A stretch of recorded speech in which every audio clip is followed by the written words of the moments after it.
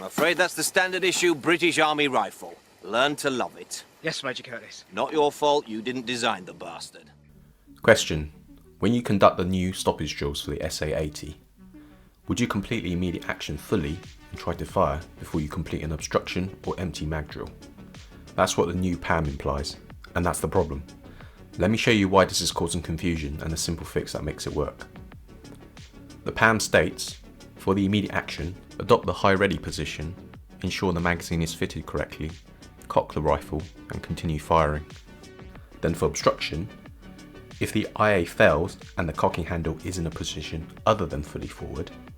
For the empty magazine, if the IA fails and the rifle stops firing and you find that the cocking handle is fully to the rear.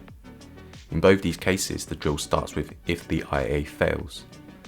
So you've done the IA, it didn't work, now let's look at the cocking handle, and therein lies the problem. If you fully complete the IA, high ready, seat the mag, cock and release, continue firing, on an obstruction, imagine you have rounds in the magazine, then you'll most likely cause an even bigger obstruction. Now you have 2 rounds in the body. We got a round stuck in the chamber, we got a round trying to enter the chamber at the same time.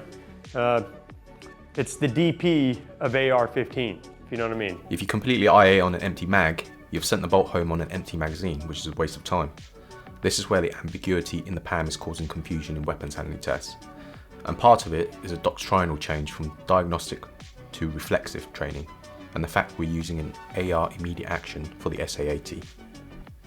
Let me explain the difference between reflexive and diagnostic training.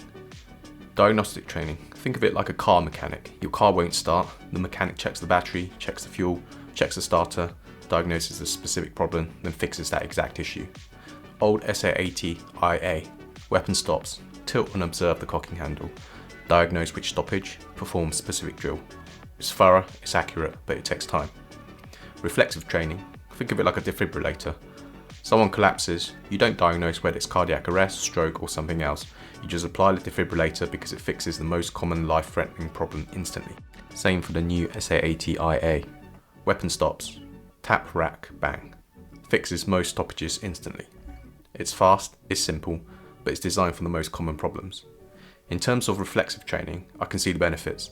Most stoppages in the AR system, 80%, are caused by simple malfunctions that tap, rack, bang can resolve. And if we're making the change to the AR platform, it makes sense to start getting the correct muscle memory in. However, we are not in AR territory yet, so we still have to live with the reality of the SA80. In fact, AR manual of arms doesn't even classify stoppages the way we do. For the US Army, the AR platform, malfunction drills is when the weapon fails mechanically. Empty weapons is not a malfunction, it's just a state requiring a reload. For the British Army, the SA80, a stoppage is everything. Loose magazine, stoppage. Obstruction, stoppage. Empty magazine, stoppage. They have malfunction drills and an empty magazine is not a malfunction. Whereas for us, every time the weapon stops firing is a stoppage. So we're trying to apply AR style reflexive training to a completely different classification system. That's why we need to adapt it. So, getting back to the immediate action, how can we disambiguate the PAM? Well, I believe the IA needs an observation step for the cocking handle before you complete it to seg into obstruction and empty magazine drills. Here's how it should look. Weapon fires alright, weapon fires alright, weapon stops. Immediate action. High ready, seat the magazine. As you come to cock the weapon, observe the cocking handle. If the cocking handle is fully forward, complete the IA, cock the weapon and continue firing. If the cocking handle is not fully forward or to the rear, seg into the obstruction drill. Hold open, clear obstruction and continue firing. If the cocking handle is fully to the rear, seg into the empty mag drill. Change the magazine, continue firing. Change the PAM wording from if the IA fails to as you perform the IA, when you come to cock the weapon and you observe the cocking handle is.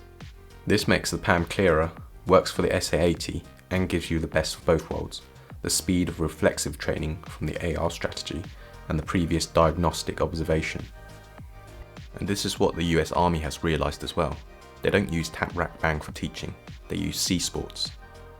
C-Sports stands for C. Confirm selector switch. S. Slap magazine upward. P. Pull charging handle to the rear. O. Observe chamber. R. Release charging handle. T. Tap forward assist. S, squeeze trigger. Notice step 4, observe. The Americans built observation into the immediate action itself, not after it fails. They pull the charging handle, observe what's in the chamber, and based on what they see, they either release and continue, reflexive, or they stop and clear a specific malfunction, diagnostic. Same principle I'm proposing. Observe during the IA, not after you completed it and made things worse. They figured this out decades ago in combat, we should learn from it.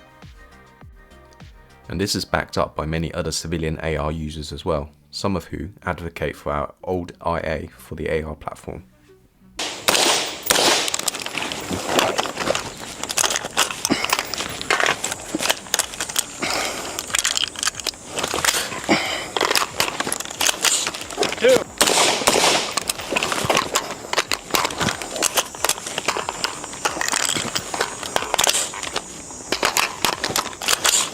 So in that video, they're simulating a malfunction, or failure to eject, and it's causing a double feed.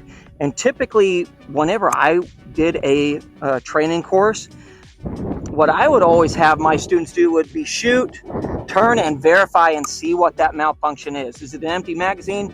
Is it a malfunction? And what kind of malfunction are we dealing with? And then we would automatically deal with that situation appropriately. So if it's an empty magazine, clear the magazine, insert the next one, and keep going. If it's a malfunction, is it a stovepipe? What is it? Double feed? Is it a failure to feed? Tap rack, continue shooting, whatever you got to do to address that issue. Okay, so I just created my malfunction. Okay, so what he did was he tapped and he racked it. That's going to make things worse. So what we should do is shoot, look inside the chamber, see what's going on. I can see the double feed. So now I'm going to address that a little bit differently. So both fell out and then break my shot. So with any of these malfunctions, there are two remedies that can solve these problems. The first one we're going to go to is our immediate action. And that's going to be utilizing the tap, rack, bang. And I'm going to walk you through that in a minute. I'm firing, click, nothing happens. The first thing I'm going to do is observe. The bolt is forward, I see nothing. What I'm going to do is I'm going to tap the magazine to ensure that it's seated. Right, let's wrap this up. The new immediate action is moving from diagnostic to reflexive training. That's good, it's faster for the most common stoppages. But the PAM wording says if the IA fails, which implies you complete the reflexive drill first, then diagnose. That doesn't work if you have an obstruction or empty magazine on the SA80. The fix? Add observation at the cocking step. As you perform the IA, when you come to cock the weapon, and you observe. This gives you reflexive speed for most stoppages, such as handle fully forward, diagnostic branching for specific problems, such as obstruction and empty magazine, and one procedure that works for SA80 and our stoppage classification. The US Army figured this out with sea sports. They observed during the immediate action. We need to do the same. Add one more observation step, clarify the PAM wording, and suddenly the new drills make sense for the SA80. When we transition to the AR rifles, we might adopt the full American system, separate empty magazine from malfunctions entirely. But for now, on SA80, this tweaked approach works. Drop your thoughts in the comments. If you are a skill at arms instructor, let me know how you're teaching this. Thanks for watching.